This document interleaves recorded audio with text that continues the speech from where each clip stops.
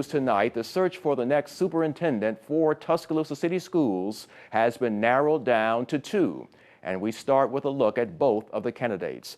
Dr. Paul McKendrick recently retired as the superintendent of Lynchburg City Schools in Virginia. That system has more than 8,000 students. He is a graduate of Harvard University. Dr. Tony Lemaire Burks II is currently the area superintendent of the San Diego Unified School District in California. That system has more than 100,000 students. He is a graduate of the University of North Carolina.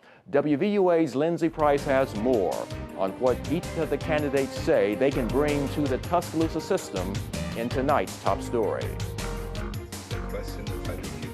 When Dr. McKendrick and Burks faced the Tuscaloosa City Board of Education this week, they answered many questions. One of the biggest issues was communication. The community needs to see and needs to understand that the board and the superintendent are working hand in glove together to put forth all of the matters that you're dealing with. My grandmother and grandfather taught me that it's important to build relationships with people, to realize that when you work in schools, that it's important to connect with all people. McKendrick and Burks also laid out their plans on how they would lead the system. My style is one that is collaborative,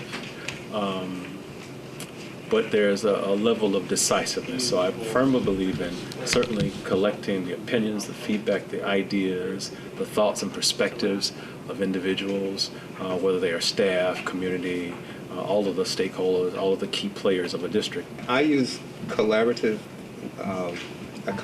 manner as much as possible. I know that at the same time you have to, someone has to answer questions, someone has to make a decision.